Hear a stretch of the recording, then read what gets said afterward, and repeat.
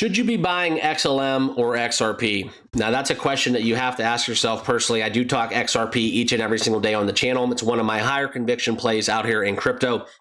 And for those of you that do not know me, my name is Mark. I do talk crypto each and every single day. Welcome to my channel. And if you have not yet subscribed, hit that subscribe button and please join us.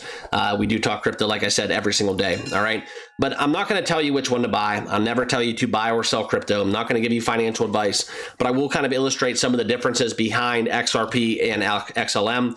Because quite frankly, even when we talk about XDC, a lot of people think it's all the same, okay? But some of the reasons and the differences behind what we've seen within the market and this correlation, I do want to kind of indicate to you in this video, and that's kind of why I made this. So make sure you stick around to the end. Let's talk some crypto. Let's look at what these cryptos are doing on the day. We will kind of segue into the crypto bubbles, and you can see right now, okay, as we look at XRP, it's not going to be as significant as we're seeing from a lot of other meme coins and alts in there in the market. Bitcoin still kind of testing 120, a little bit of a sell-off since hitting all-time highs.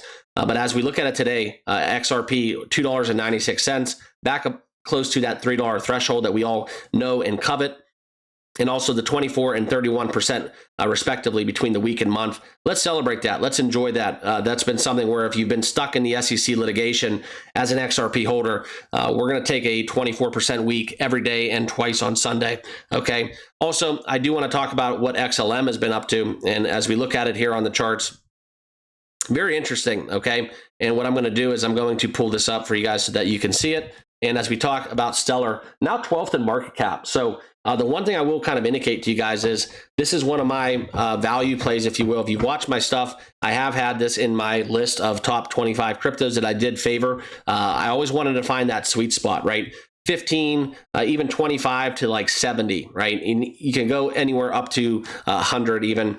It really, quite frankly, doesn't matter. But what I look for is great tech, great projects, great teams that do have essentially a lot of room left to run within market cap. And that's exactly what we've seen this year as XLM Stellar has moved up 4 spots into the top 15 basically over the last 30 days. And over the last year, moving up 18 spots in market cap, one of the more significant movers that we have seen.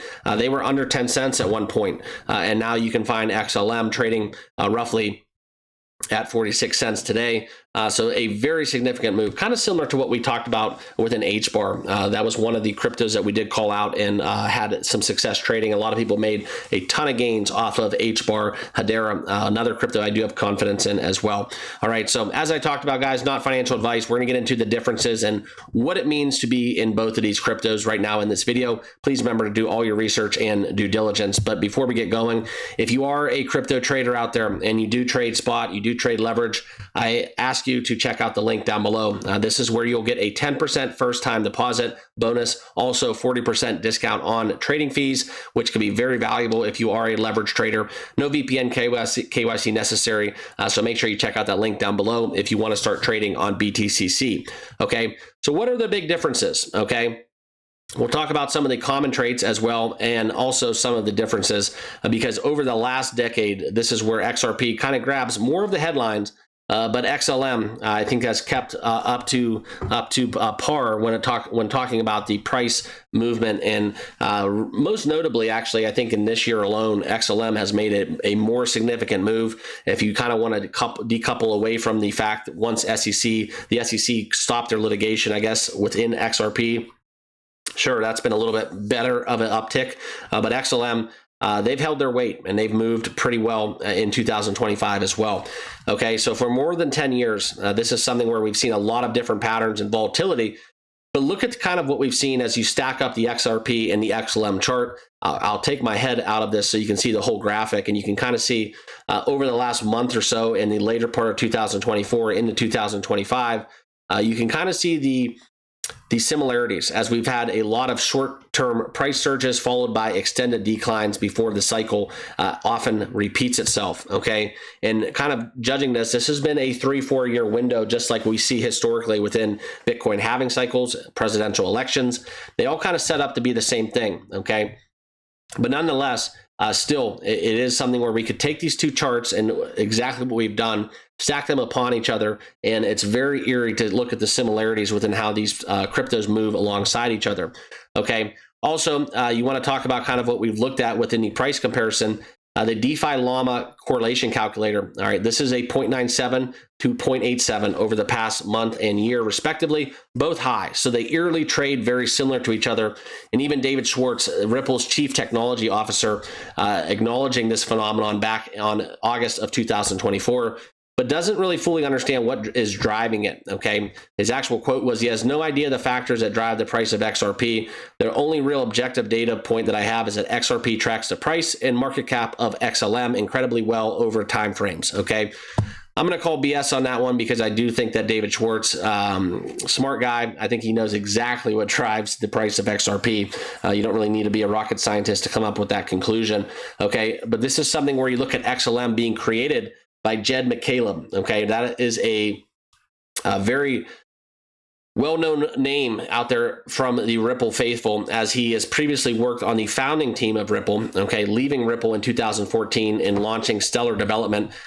He's received over $9 billion worth of XRP. So obviously, you don't have to really connect the dots on this one too hard to understand that he took a lot of the fundamentals from Ripple and applied them to XLM, okay? Oftentimes, investors consider both XRP and XLM to be working together on a lot of things, okay? The other reason is automated trading bots, okay?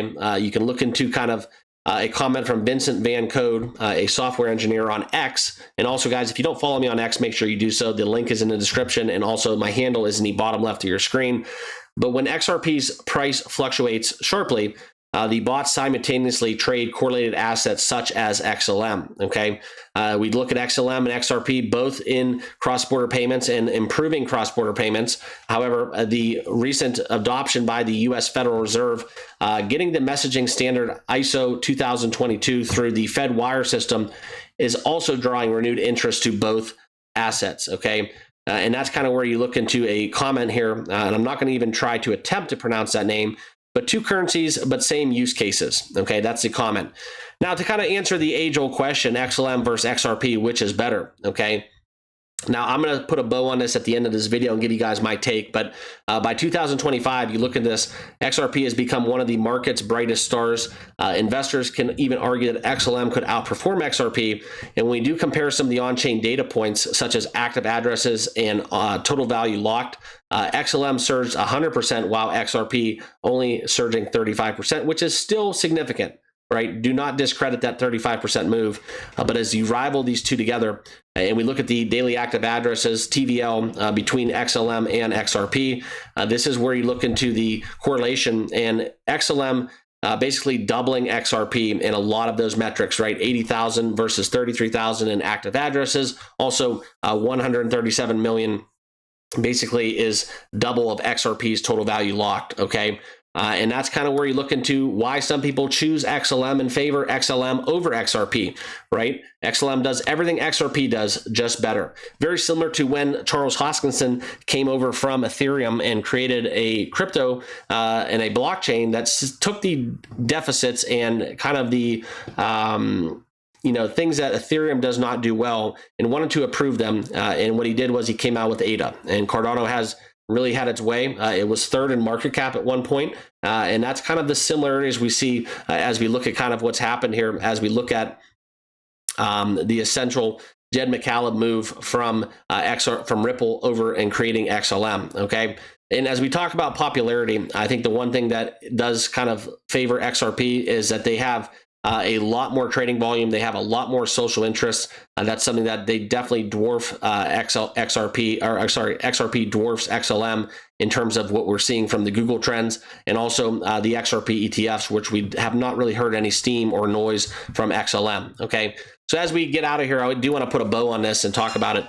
The major difference is, quite frankly, there are no major differences other than XRP kind of is the darling. They have it teed up essentially to, in some form or fashion, solve the world in cross-border payments. They are the front runner to kind of somewhat replace the archaic age of the SWIFT banking system and how payments are settled. But the solutions that both can provide, right? No more archaic dinosaur age ways to do so. If I want to send $100,000 overseas, I can do that just like this. If I want to do that with the SWIFT banking system or some kind of banking transfer internally, just quite frankly does not work. So to put a bow on it, XRP, XLM, my opinion, both great choices. The one major difference that I do have with them is that I think XLM, not maybe now, but as we talked about XLM very briefly over the past year on my channel, I do think that they had a lot more upside because as XLM was moving, building, and gaining interest and attention, XRP was being suppressed by the SEC litigation, opening up that door where, hey, if I can't get my gains with XRP, let's go into XLM. They're doing a lot of things very similar.